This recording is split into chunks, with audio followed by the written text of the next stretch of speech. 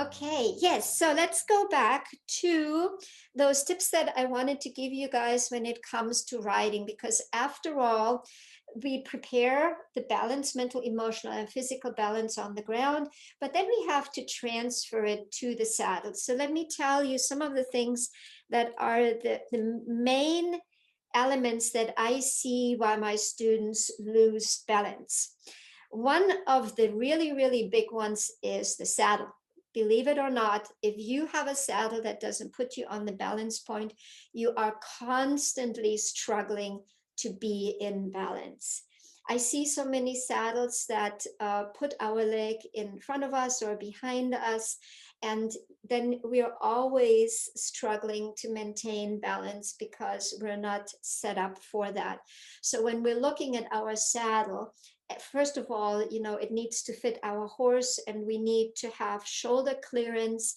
We need to be on our balance point, and we also need to address any atrophied back muscles in our horse. And I do that with a specific saddle pad system. You can use your own saddle, and you can do a lot of things with the pad and the shims when you can't afford a new saddle, or you have one that you really like or whatnot. You can still do a lot of things when you're not on the balance point yet to shim for that. And that's something that we'll address in the saddle. But I want to mention that that's a biggie.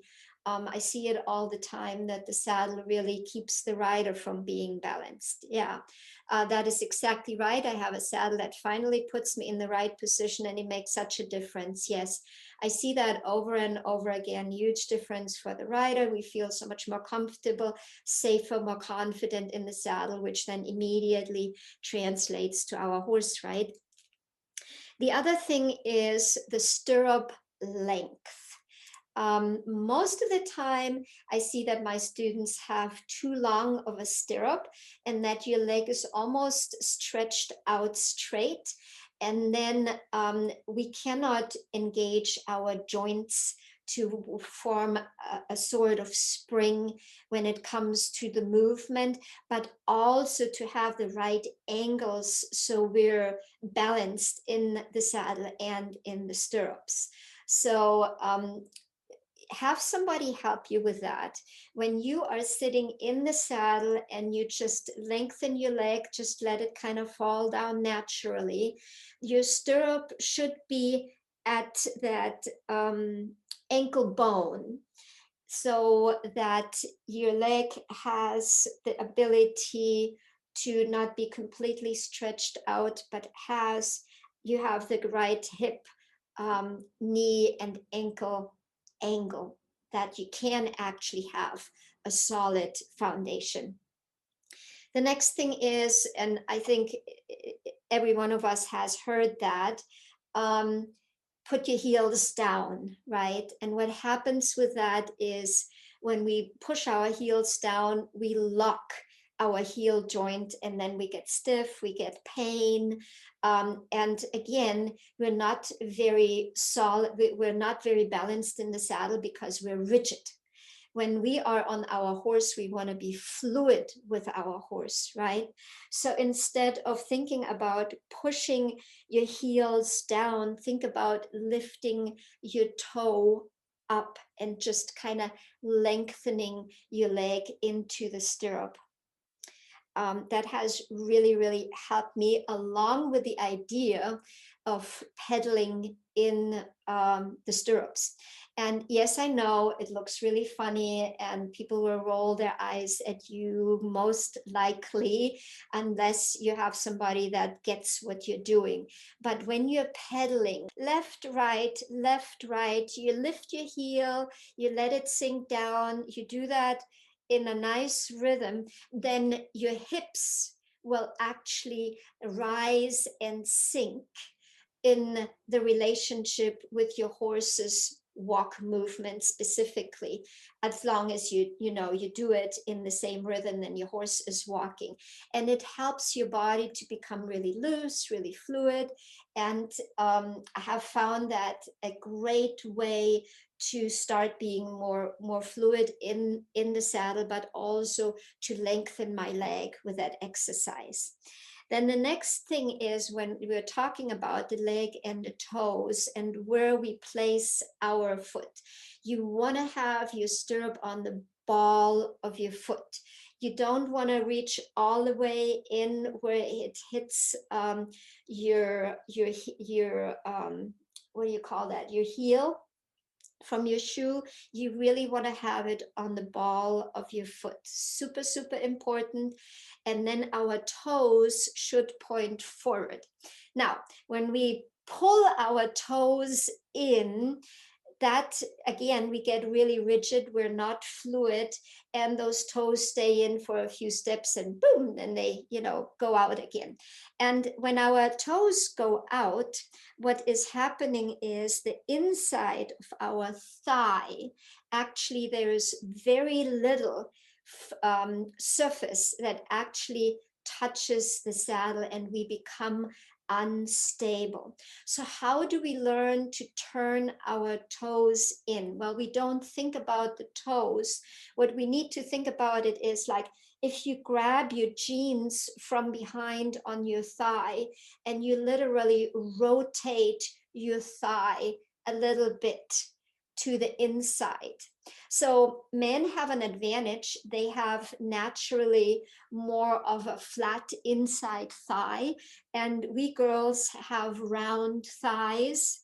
And so we literally need to learn to let our thighs fall flat against the saddle so we have more surface there. And that's something that we have to learn. We have to train our body. Again, we have to think about it. We have to remind ourselves about it. I will make a little video about that and add that so you can actually see what I mean. But the idea is that when you can try that right now, if you want to stand up and you have your toes pointed out, and then think about rotating your thighs inward without even thinking about your toes. You will notice, in order to do that, your toes will follow your thighs. And that's kind of how we want to sit on our horse, so that our joints stay loose and we can be fluid on our horse and have a more solid seat. The next thing is, when you look down and you go past your knee, you just want to see the tip of your shoe.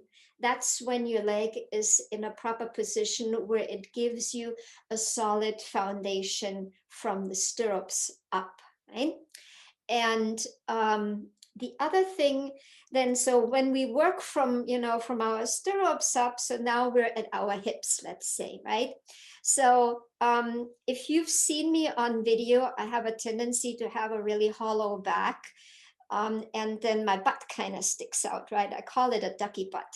And not good, because when you hollow your back, then you're also kind of sitting on your crutch versus tipping the bottom of your pelvis forward and rotating your pelvis so you sit on your balance point. And that's really important too, that we round our lower back and we think about our belly button, that we kind of suck that back towards our spine. This way we can round our lower back and rotate our pelvis. And a lot of times we hear shoulders back, which then automatically hollows our back. So that's not a good idea. I even had a student that had a teacher who had her student wrap her arms around a broomstick behind her back to push her chest out, totally not thinking about that this would hollow the student's back, twist the pelvis in the wrong direction, make a balanced seat impossible. The position was very uncomfortable, not only for the human, but also for the horse, because the human sits in a way that it actually puts weight on the horse's forehand, making it almost impossible for the horse to have a proper healthy posture and proper biomechanics while moving, pushing from behind. Makes it impossible when the human is leaning on the front. Terrible idea. I mean, the idea is that you lift your chest. That's really important. You don't want to have a fetal position on collapse that makes you unstable, right? But the idea that you then hollow your back, that's what we don't want to do. So our back should stay flat or even rounded on in the lower back, and we want to lift our chest. And the easiest thing is to just think about look up. Right? When we look up and we focus with our thoughts, right? There is this idea again to engage our thoughts. We have that image, we have that picture. We are opening with our focus the space that we want our horse to go to, and then we're mentally closing the space that is not available for our horse. But our focus can then really lead our horse. So that idea of lifting up your chest and looking up, super, super helpful. And last but not least, your thumbs want to be up. And the biggest reason why your thumbs should be up is because when your knuckles are up, your elbows stick out. And that also causes you to become unstable on the horse. So you can try that right now. If you lift your hands up in a rein position and you have your knuckles up, and then you turn your thumb up, see how your elbow now is nicely and flatly leaning against your body.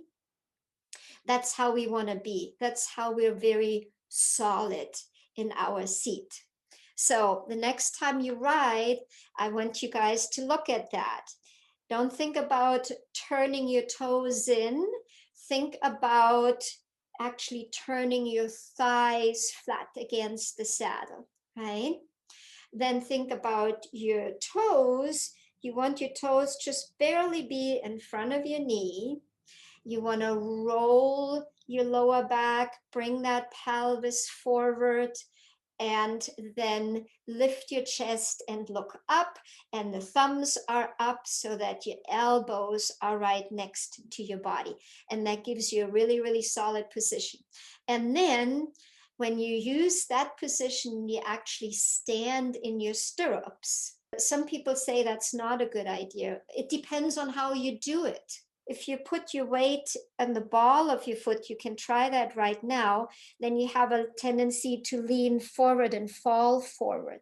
But when your weight actually is on the ball of your foot, but you're lengthening your leg into your heel, then you have a very, very solid position, right?